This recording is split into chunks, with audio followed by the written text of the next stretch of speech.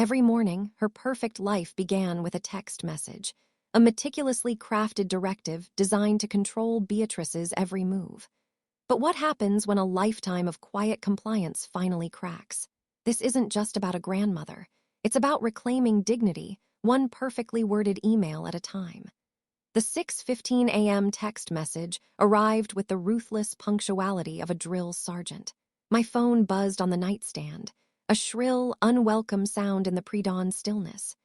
Beside it, a silver-framed photo of my late husband, Arthur, seemed to watch me with gentle concern. I didn't need to read the screen to know who it was from. In the 5 years since Arthur's passing, this had become my new, jarring alarm clock.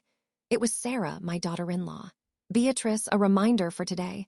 Lily's piano is at 4, not 4:30. Pick up Tom from preschool by 3:15. And please review the rule book, Chapter 4, Section 3. No fruit pouches after lunch. We're trying to eliminate hidden sugars. See you at 6. No good morning. No, how are you? Not even a please that felt genuine. Just a list of duties. A colonizing force claiming my day before I'd even had a chance to pour my first cup of tea. I sighed, a deep, weary sound that was swallowed by the quiet of my own home. At 68, my life was no longer my own. It was a service, a full-time, unpaid position as the default caregiver for my 2 grandchildren, 7-year-old Lily and 4-year-old Tom. Downstairs, on my otherwise tidy kitchen counter, sat the infamous rule book. It was a stark white 3-ring binder, now nearly 3 inches thick with color-coded tabs. Its laminated pages were filled with Sarah's neatly typed, non-negotiable decrees. It covered everything from approved screen time percentages, 17% of total waking hours, to be logged, to the only brand of organic, non-GMO soap permitted to touch their skin. It was a testament to her belief that I, a woman who had successfully raised her own son, Mark, was fundamentally incompetent. This arrangement was a twisted fulfillment of a promise whispered to Arthur in the sterile quiet of a hospital room. "I'll look after Mark," I had told him, my hand covering his. "I'll make sure they have a family, a real one." After he was gone, I clung to that promise.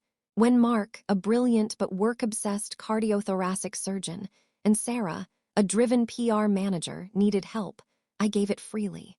At first, it was a joy, a way to keep Arthur's memory alive in the laughter of his grandchildren.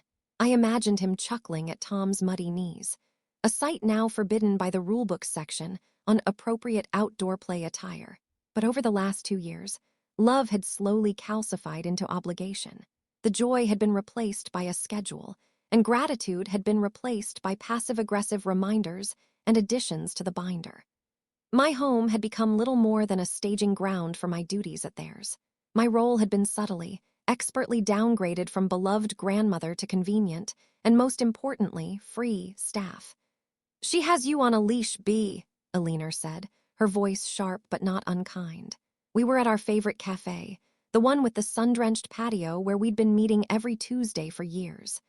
Alina, a widow herself but armed with a spine of steel, took a sip of her cappuccino and fixed me with a look that saw far too much. A very polite, passive-aggressive leash. I stirred my Earl Grey, watching the tea swirl. "She's just particular, Elle. She and Mark work so hard. They want the best for the children." "The best," Alina snorted, placing her cup down with a decisive clink. "They have the best. They have a devoted, loving grandmother willing to do for free what would cost them. Let's see." She paused, tapping a manicured nail on the table as she calculated. "A nanny in this area, full-time? At least $60,000, maybe $70,000 a year. And that's before overtime. What do you get? A binder of insults and a text message summons at dawn." Her words hit a little too close to home. I thought of the slow, creeping erosion of my autonomy. It was a classic case of boiling a frog, and I was the frog. Last year, Sarah had insisted on installing a nanny cam in my own living room. "It's just for peace of mind, Beatrice," she'd cooed, "so we can feel connected to the kids during the day." I knew, and she knew that I knew, it was to monitor my compliance with the rulebook. I'd refused, a rare moment of defiance, but the request itself had left a bitter taste in my mouth. Then there was Mark, my son. He was a master of benign neglect, using his demanding career as a shield. Last Easter, I'd spent a week planning and cooking for a family brunch. He and Sarah arrived an hour late, stayed for 45 minutes, and as they left, Mark clapped me on the shoulder. "Thanks for handling this, Mom. You're a lifesaver. We're just so swamped." He never asked how I was. He never noticed the dark circles under my eyes. He just saw a problem solved. The final straw in this slow accumulation of slights was the upcoming spring fair at Maple Creek Elementary. For Sarah, it was the social event of the season. She was on the organizing committee, a role she took as seriously as a corporate merger. She'd spent weeks talking about it, about impressing the right people, particularly a Mrs. Davenport, whose husband was a partner at a prestigious law firm. My role in this grand production was simple: deliver her children, perfectly behaved and appropriately dressed, to the event so she could flit about, unencumbered, playing the part of the flawless supermom. The spring fair was a picture-perfect scene ripped from a suburban dream. The sun shone brightly on the sprawling lawns of Maple Creek Elementary, illuminating colorful game booths and the smiling faces of families. The air smelled of popcorn and freshly cut grass. I held Tom's small hand in my right and Lily's in my left, navigating them through the cheerful chaos. For a few hours, things were pleasant. The kids won a goldfish, which we christened Swishy, and had their faces painted, Lily a butterfly, Tom a tiger. For a moment, I felt a flicker of the old joy, the simple, uncomplicated love of being a grandmother. That flicker was extinguished at the bake sale table. It was a mountain of sugary delights, a child's paradise. Lily's eyes, wide and pleading, fixated on a chocolate chip cookie the size of her hand. "Please, Grandma, just one." I hesitated, Sarah's rules echoing in my head. Chapter 4, Section 3, No refined sugars after 3 p.m. It was 3:15. But looking at her hopeful face, a small rebellion sparked within me. She was a child at a fair. This was a moment for a treat, not a textbook. "All right, sweetie. Just one," I whispered, a co-conspirator. I paid the parent volunteer and handed the cookie to Lily, whose face lit up with pure, unadulterated bliss. It was that precise moment that Sarah chose to appear. She wasn't alone. She was gliding towards us, flanked by the very woman she'd been so desperate to impress, the impeccably dressed Mrs. Davenport. Sarah's smile was a brittle, painted-on thing. She saw the cookie in Lily's hand and her eyes narrowed. The smile didn't falter, but it turned sharp at the edges. She didn't pull me aside. She didn't whisper. She made it a performance. Stopping directly in front of us, she let out a theatrical sigh and turned to Mrs. Davenport, her voice pitched just loud enough for the cluster of nearby parents to hear clearly. "You see, this is what I deal with, day in and day out." She gestured vaguely towards me. "We establish rules for their health, for their well-being, but some people just can't seem to remember them. It's a complete disregard for our parenting philosophy." My face burned with a heat that had nothing to do with the afternoon sun. I felt a dozen pairs of eyes turn towards me, a mix of pity and morbid curiosity. Sarah then leaned down, her voice dropping to a saccharine-sweet, condescending tone. "Oh, Lilybug, you know the rules." With a swift, deliberate movement, she plucked the half-eaten cookie from my granddaughter's hand. Lily's face crumpled, and a heartbreaking sob escaped her lips. Sarah, ignoring her daughter's tears, tossed the cookie into a nearby trash can with a flourish of finality. "It's for your own good, sweetie." She had done it. In front of her friends, in front of strangers, she had publicly shamed me, reduced me to a disobedient subordinate, and used her own child's tears as a prop in her social theater. The invisible leash Alina had talked about was suddenly visible, and it was choking me. The drive home was suffocating. The children were silent in the back, sensing the glacial tension in the front of the car. Lily was still sniffling quietly. Tom just stared out the window. I didn't say a word.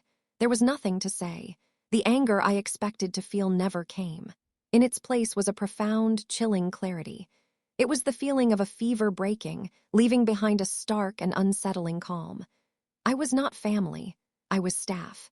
Unpaid, unappreciated, and utterly disposable staff, to be corrected and disciplined in front of an audience. In Sarah's carefully curated world, I was a liability, a loose thread in the perfect tapestry she was weaving. The love I felt for my son and his children had been used as leverage. a tool to ensure my compliance. That evening, after dropping the children off to a still frosty Sarah and a blissfully ignorant Mark, I returned to my own quiet house. I walked into Arthur's old study, a room I usually kept shut. The scent of old books and his pipe tobacco still lingered faintly. I sat in his worn leather armchair and looked at the photo on his desk, the two of us on our 40th anniversary, beaming, a team. "Oh, Arthur," I whispered to the silence. I tried, but trying wasn't enough anymore. The promise I made to him was to look after our son, not to enable his wife's tyranny or to sacrifice my own dignity. A quiet, steely resolve began to form in my heart. My countermove would not be a tearful confrontation or a shouting match. That's what Sarah would expect. That was a game she would win. No, my response would be as quiet, precise, and devastating as a surgeon's scalpel. First, I called a leaner. I recounted the afternoon's events in a flat, emotionless tone. Her response was immediate and fierce.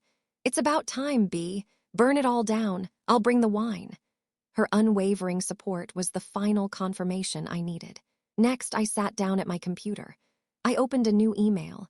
I took my time, composing a message that was short, professional, and utterly final. For the recipient list, I typed in Mark's email address, then Sarah's. And then, with a small, vindictive smile, I added the email addresses of the other Spring Fair committee members, including the one I had found with a quick search on the school's website, davenportsy@maplecreek.net. If my humiliation was public, my resignation would be, too. The next morning, I woke before my alarm, feeling a sense of lightness I hadn't experienced in years. I made myself a pot of strong Earl Grey tea, carried it out to my small garden patio, and watched the sun rise. The world seemed sharper, the colors more vibrant, as if a dull film had been peeled away from my eyes. At precisely 7 a.m., the exact moment I knew Mark would be grabbing his keys for a critical heart surgery, and Sarah would be in the middle of her frantic, color-coded morning routine. I opened the draft folder on my phone and pressed send. The email was a masterpiece of cold, corporate brevity. Subject: regarding my services as grandmother asterisk. To Mark Tannen, Sarah Tannen, Caroline Davenport, and others. Dear Mark and Sarah, following careful consideration of the events at yesterday's spring fair, I am writing to inform you that I am officially retiring from my grandmotherly childcare duties, effective immediately. This service is now permanently terminated. I trust you will be able to find a professional childcare solution that meets your exacting standards. Sincerely, Beatrice Tannen. I sent the email, then calmly placed my phone on the patio table, face down. I switched it to silent, severing the digital leash that had tethered me to their lives for so long. The silence that followed was the most beautiful sound I had ever heard. I could almost feel the shockwave ripple across town, a seismic event disrupting the perfect suburban orbit they had built. I pictured the scene with a detached sense of vindication. Sarah, phone in hand, her perfectly applied makeup momentarily frozen in a mask of disbelief and fury. Mark, halfway out the door, his mind on Yordic valves, stopping dead in his tracks as he comprehended the logistical nightmare that had just detonated in his inbox. Their meticulously structured day, their entire week, their life, had just been hit by a quiet, polite, perfectly worded bomb. Within 90 seconds, the phone began to vibrate violently against the stone tabletop. A call from Mark. The screen lit up with his name. I watched it, unmoving, as it rang and rang before finally going to voicemail. A moment later, a string of texts from Sarah began to appear, the notifications flashing in a frantic staccato. "What is this? You can't be serious. Call me now." I ignored them. Another call, this time from a number I didn't recognize, probably one of the other parents on the email chain, buzzing with gossip. I let it ring out. The phone continued its desperate, buzzing tantrum, a physical manifestation of the chaos I had unleashed, but it felt distant, like a storm happening in another country. I took a slow, deliberate sip of my tea. The morning air was cool and sweet. I could hear the birds singing in the old oak tree, a sound that was usually drowned out by the mental checklist of my duties for the day. Pack the organic snacks, remember the allergy medication, check the rulebook for the day's approved activities. But today, there was no list. For the first time in 5 years, my day belonged to me. The panic, the frantic search for a last-minute babysitter, the canceled meetings, the professional fallout, that was their problem now. I had given them my time, my energy, and my love. They had demanded my dignity as well. And the price had finally become too high. The bill was now due. The fallout was, as Alina later described it, gloriously apocalyptic. Mark was forced to cancel a non-emergency but high-profile surgery, infuriating the hospital chief. Sarah missed her crucial meeting with a new client, a blow to her career she had apparently lamented at length in a voicemail to me. Their carefully constructed facade of having it all perfection crumbled in a single morning. For 3 days, I lived in a state of blessed silence, my phone remaining off. I gardened. I read 3 chapters of a novel I'd started a year ago. I took a long, luxurious bath in the middle of the afternoon, just because I could. On the 4th day, they appeared on my doorstep. They looked haggard. Mark's face was pale with exhaustion, and Sarah's usually immaculate hair was slightly disheveled. They had clearly been humbled by the brutal reality of finding and paying for last-minute childcare. The conversation that followed was a predictable 3-act play. Act 1, accusation. Mark spoke first, his voice tight with a sense of betrayal. "Mom, how could you do this to us? An email, you blindsided us. You embarrassed us in front of everyone." Act 2, the non-apology. Sarah stepped forward, attempting a softer approach. Her eyes were moist, but it felt like a performance. "Beatrice, I am so sorry if what I said at the fair came across the wrong way. I was just so stressed. You know how important that event was. I didn't mean it. If it came across the wrong way. Not what I did was wrong." Act 3, the bargaining chip. "Look," Mark cut in, getting to the point. "We'll pay you, name your price. The kids miss you. They need you. We need you." I let the silence hang in the air for a moment before I responded. I opened the door, but only a few inches, keeping the security chain latched. It was a physical boundary that mirrored the emotional one I had finally erected. "My decision is final," I said, my voice calm and even. It was a voice they had never heard from me before. "My home is not your emergency daycare center, and my love is not a service you can purchase. I am your mother, Mark. I am your grandchildren's grandmother. I am not your employee." I looked directly at Sarah. "And an apology is not saying you're sorry I was offended. It's saying you're sorry for what you did." I saw a flicker of genuine shock in their eyes. They were facing a new Beatrice, one who wasn't pliable, one who had found her spine.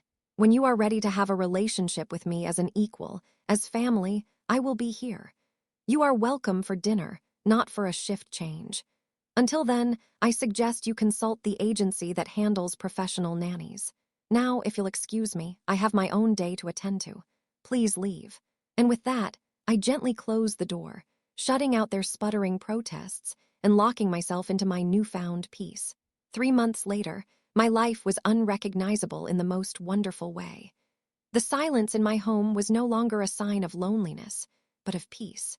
The white binder, the infamous rulebook, had been unceremoniously dropped into the recycling bin on the first day of my freedom.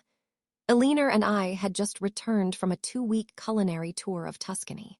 I learned to make pasta from scratch, tasted wine that was older than my son, and flirted with a charming Italian potter. I came back with a new recipe for lemon ricotta cake and a tan. I'd also joined a local gardening club, and my once-neglected rose bushes were now thriving under my dedicated care. My relationship with my grandchildren hadn't ended. It had been reborn. I saw them on my terms now. We had grandma days every other Saturday. There were no rules, only fun. We went to the park and I pushed them on the swings until my arms ached. We baked cookies in my kitchen, spilling flour everywhere, and I let them eat as many as they wanted. It was pure, unadulterated joy, free from the shadow of Sarah's judgment. Mark and Sarah, I heard through the grapevine, had been forced to hire a top-tier, incredibly expensive full-time nanny. The financial strain, coupled with the loss of their ever-present safety net, had reportedly put a significant strain on their marriage. They had tried to call a few more times, but I let the conversations be brief and focused solely on scheduling time with the children. The power dynamic had irrevocably shifted. I was no longer waiting by the phone for their summons. They were now politely requesting a spot in my busy schedule. As I sat in my garden, the late afternoon sun warming my face, I felt a profound sense of rightness. This wasn't a victory born of revenge. It was a reclamation. I hadn't destroyed their family. I had simply resigned from the toxic role they had assigned me within it. I had chosen my own peace, my own dignity, my own happy ending.